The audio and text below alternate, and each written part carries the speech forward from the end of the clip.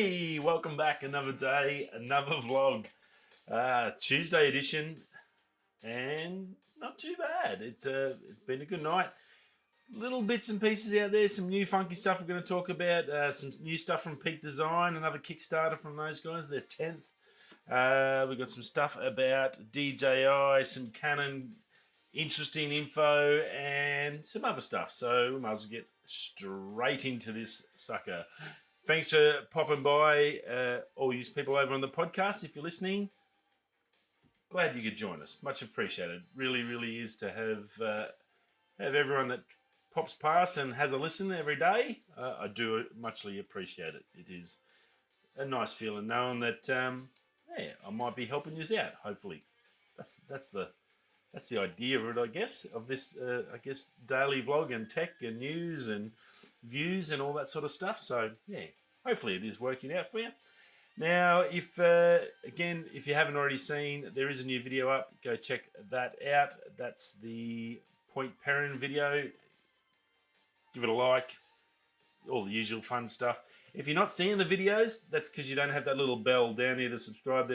There's a little bell thing. If you click on all notifications, that'll tell you every time another episode of this is up. And if you aren't a subscriber of the podcast and you work out in the gym and you just don't have time to sit down and watch YouTube, I think we're on pretty much every platform. If you go to Anchor, that's the main one. You'll be able to find out. It's called Another Day, Another Pod. Come over and you can just listen to us while you're going for a run on the treadmill or something like that. That'd be nice. Anyway, let's get stuck into this. Now, don't forget tomorrow. I'll fly home tomorrow. I'm going to try and do the morning show again first up before I get on the plane. So I'll duck at home after work, after night shift, do the show and get it up before I have to go and get on the plane. So fingers crossed. It worked out well last time because it gave me a little bit more time, because once I get home I'm pretty much smashed and it's hard to sort of get a show together when I'm trying to catch up with young Jack. So yeah, I think we'll try and do that tomorrow as well. Now, also tomorrow's should be starting on the 20th for you guys in the States, but for us it'll be the 21st. The Adobe Max conference for creators. If you haven't signed up for that, go and sign up today. You can go pick a heap of different. They're just different presenters are doing different talks, and they're going through and teaching you how to do stuff. They're having chats about general stuff, and there's hundreds of different ones you can pick. It's over 2 days, 20th to the 22nd. That starts tomorrow. So if you have signed up, I'm assuming tomorrow. I haven't seen any emails as yet. I did get a reminder that it's coming up. That's why I thought I'd remind you all. But there's heaps of good content. This is normally, you have to be invite only to go to this, but because of COVID this year, Adobe's made it free for everyone online. So it's a really good opportunity to get access to this info, and you may learn something that may help you out. So I'm pretty keen on this. It's on my days off too, so even better, I can actually get in and have a look at it.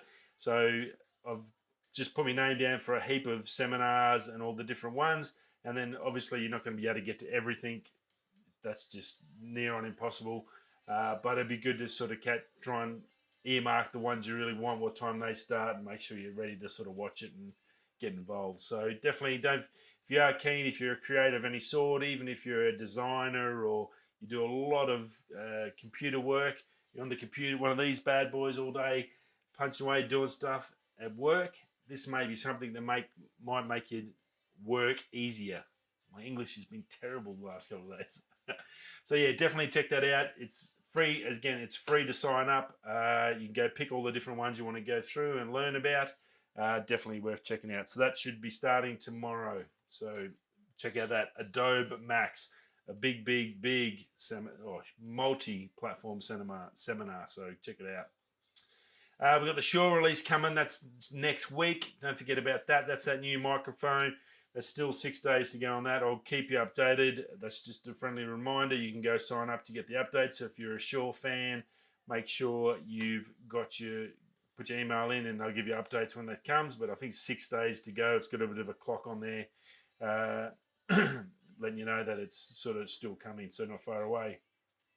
Now, Peak Design last night, they had their release. They have pretty much all their items. They've done, this is their 10th Kickstarter campaign.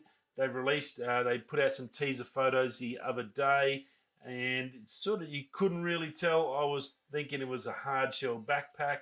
There's been a few of them sort of floating around, so I thought they were going to do they've got a lot of soft ones.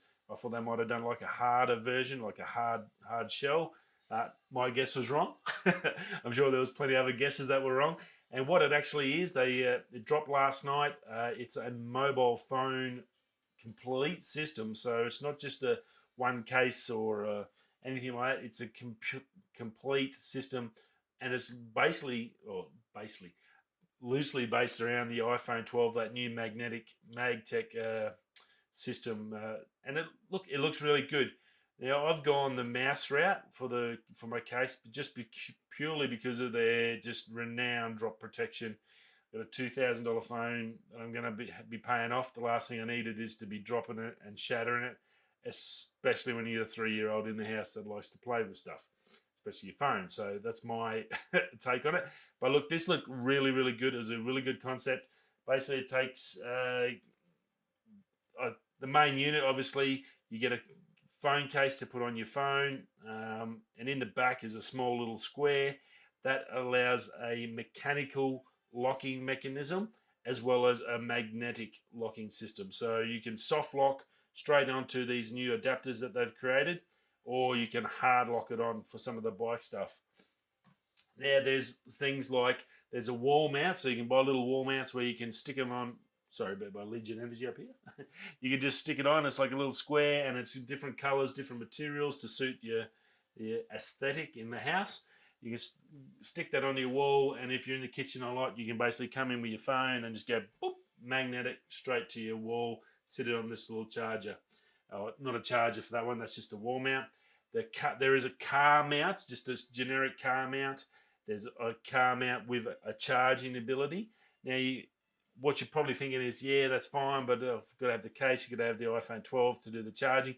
There is actually a little clip that you can put onto, just say like my iPhone 10, you can come and just clip this universal adapter, put that onto your phone, stick that onto your back of your case, and that'll then allows you to have that square in there and use all the different accessories magnetically. It won't let you charge while that's on, but I will say that. So that's the only real difference, but they have pretty much covered options that aren't the iPhone 12 and the magnetic charging in the back base, and they've got a little something for everything. So there's I think 2 different styles of bike mount. There's just a universal one you can put on the handlebars. There's a hard one. There's one specific to motorcycles where you've got the main bolt through your handlebars. It'll lock in through the hole in the bolt's head. There's a big system. There's a really nice, and the one I really, really was impressed by, magnetic stand for your phone where it folds up and it's all brushed, or I think maybe not brushed, but anodized aluminium. It was in black, and it was a fold-up stand, and your iPhone just sits straight on it. But just basically, I guess, like that, clip straight on there, magnetize on there, and charge as a nice base. So there's a lot in there. Definitely go check it out. There's a little tripod mount. There's a heap. There's like at least 10 or 12 pieces. Now, I went over and had a quick look at the Kickstarter. It's not that big an entry point at the moment. Obviously, Kickstarter's a good chance to get the discount. Peaks, normally they can be, their bags are sort of top end, sort of money-wise. But some of the other gear ain't that highly priced. I don't think that is always really good quality. The capture clip I've got is awesome. I use that along with my 3-legged thing, PD Ellie. So they do make fantastic gear, so I'm be quite happy to get it.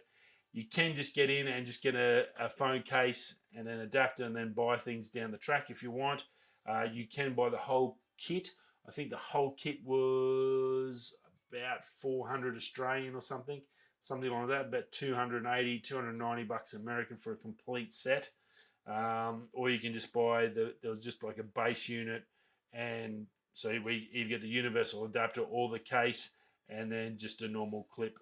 One of the other things, you can pick a couple of them, whatever ones you want, and that was only, I think like $50 or something like that. So it wasn't a ridiculous have to buy everything or nothing. You can buy the base unit for a cheap entry point and then add on the extras. So it was I thought it was actually a really good Kickstarter campaign. It was a lot different to ones I had seen, and yet the best thing about it, they're going to make it. So it's one of those rare ones where you actually know it's definitely going to come out, and these guys are you're definitely going to get your products, because sometimes, and I've been bitten, I'm sure everyone else is out there. I'm still waiting for a wallet and some earbuds, which they're basically written off in this wallet, that Volta Man. Oh God, I hope you didn't get stung on that one like I did. They're never going to come. There's a few out there that are dodgy and they don't come. But this is one of those good Kickstarters that are definitely going to come and rock up. So that's a good thing. So definitely go check that out. It's their 10th Kickstarter campaign. I think it'll go pretty well, actually. The iPhone 12, I think, is going to sell very well. And with those magnetics and all the way the magnets work, I know Mouse actually has already had that in place for a while now. You can get a car mount that's magnet with their case, which I'm going to be using. So they're starting to come out, and this is going to be a good quality brand. If you're looking for that sort of a setup, this could be the one that covers all your sort of avenues, I guess. So go check it out. Now, Insta360, they dropped a video last night. They've got a new camera coming. There's a new release coming for that on October the 28th. It's the theme of this one is in your pocket. Look, it showed off. We know what Insta can do. That 360 device and the things you can do with that are just insane. This again showed some amazing footage. The little, I guess, brief clip that they showed coming through a moving car, then coming from outside through the car, then back out. Round and round, which I figured something was on the string, and the theme of it was in your pocket. And at the last bit, they put something like Coke can size in the pocket. The lady chucks it in the pocket, and it was sort of hard to tell what it is. It's obviously a camera, what it is, and how it's going to work. Will it be possibly a full 360? I did a bit of a Google search around to see if there's anything else, any rumors out there. There's nothing on there. So whatever they've done, they're leak proof basically at Insta360. I hadn't heard anything about this until this video dropped. So I was really, really impressed by that, considering we know exactly what an Apple phone looks like, a Samsung, and all the other crap you hear about weeks in advance. I heard nothing, seen nothing at all in all these different camera spots until it dropped. So that was really impressive. There was a few things on a couple of 360 leak camera groups about they have little portable actual 360 cameras. So not like where you've got the one-sided with the two cameras on each side and it sort of stitches it together. These were more of a 360, so whether it's some sort of an advanced 360 camera, but again in that pocketability size, and it's the next level up from that original 360. It's not far away. Next week, October 28th, we'll find out more, and I'm going to assume in this next week and the build up to that now we're going to hear a heap of all the leaks and what's coming and stuff like that. So it does look pretty interesting. They've done really well 360 since they started. The 1R did pretty well, and yeah, I don't think it's going to be something bad. I think it's probably going to be something good. I'm hopeful to see something new from them because they've really got that outside of the box thinking. So fingers crossed, won't be long to hear from that one. Now, which way will I go? No, we'll go there. We'll change it up for a little bit of car action. There's Supercar Blondie had got access to a brand new Koenigsegg, a new egg. If you haven't heard of the Koenigsegg, it's I think, forgive me if I'm wrong, I'm pretty sure Swedish car company, hybrid electric petrol sort of engine, ridiculously fast. They've got the Regeras, just gorgeous, beautiful cars. One-speed gearboxes, just everything built in-house. He's a bit of a genius, Koenigsegg, and his cars are renowned. They're worth millions of dollars to buy one. Well, he's made that they're all basically hypercars, and if you can get your hands on one, well, you're definitely mega rich to start with, but you definitely get your hands on a piece of art as well as a car. And this is no exception. The Gemara is the world's first 4-seater hypercar. Now, it's got a 3-cylinder engine mated to 3 electric motors, and that puts out 1,700 horsepower. Wow. As per normal, ridiculously gorgeous car, big folding doors. This was the basically the first prototype. All the luxury inside, plenty of room for that has 6'2" bloke in there sitting in the back seat, and he still had leg room in front of the front seat, which is a big thing for us. I guess for me it's an average height, but it's I guess most people consider over 6 foot reasonably tall. So once you get in the car, normally at 6 foot, that's a struggle. So, but the back seat had plenty of room. Gorgeous car. Now, what was I going to say about it?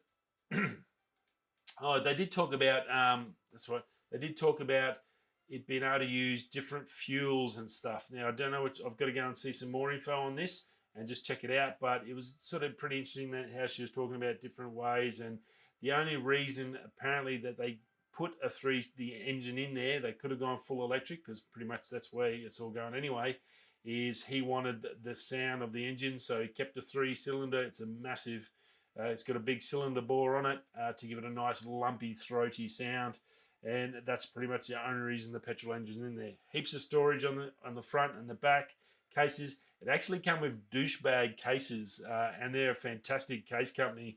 I look at their stuff all the time. They make some gorgeous luggage, and you get a full set of that with the car. So looked amazing, very, very cool looking car, and a proper 4-seat car, not one of the Porsches or whatever where you got to chop off your legs to get in the back.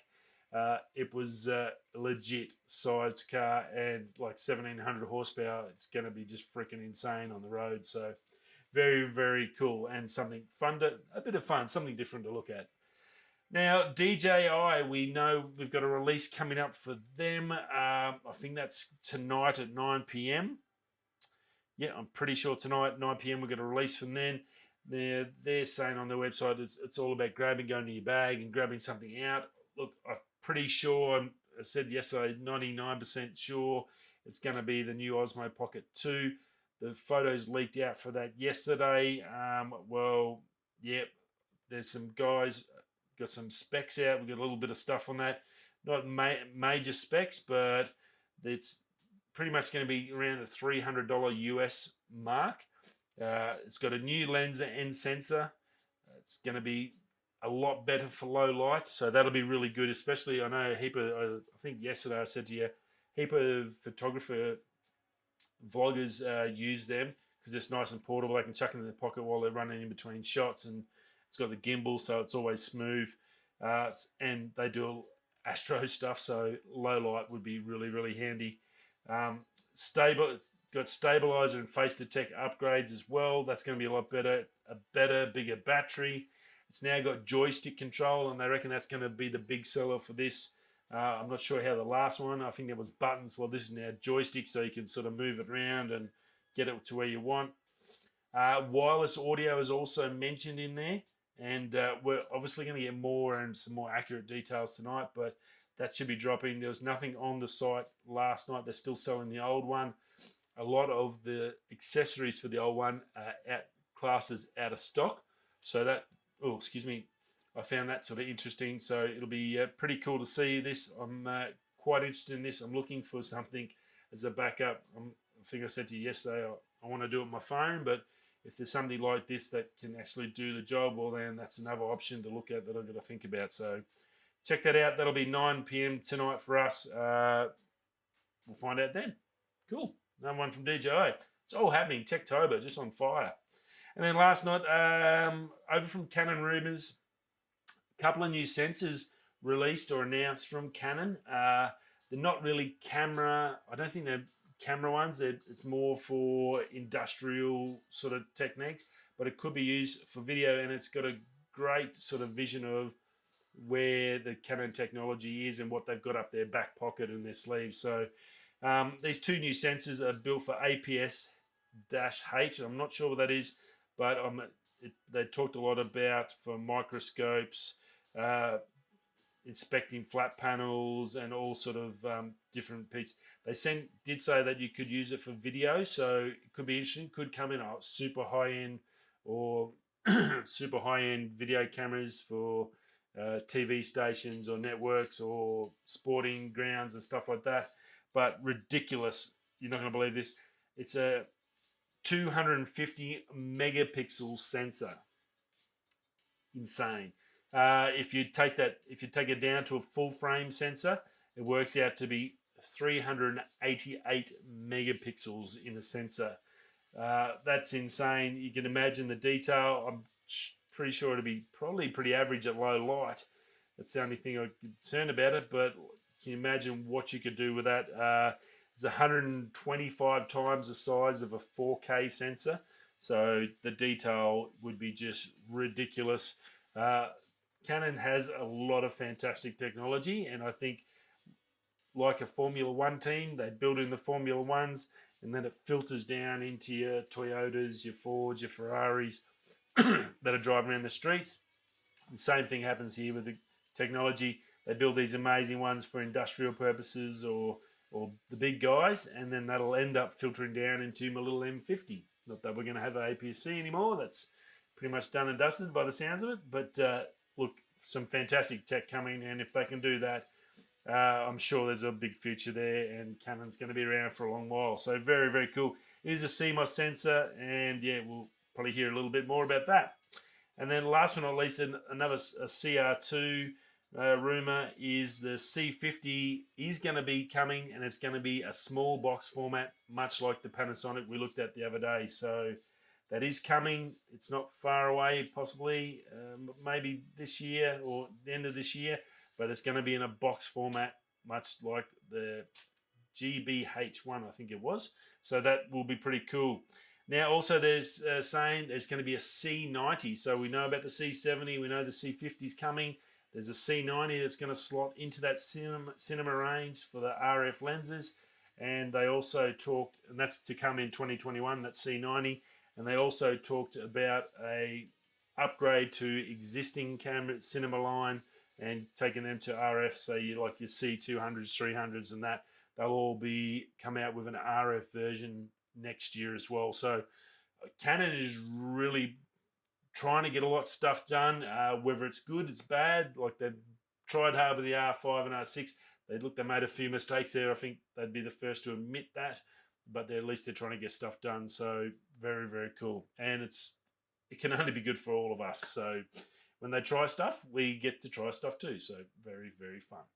And that's about it. Rightio, I will see you all again tomorrow for another one. Hope you enjoyed it, and thanks for stopping by. Rightio, we'll be coming that way. I'll catch you tomorrow. Peace.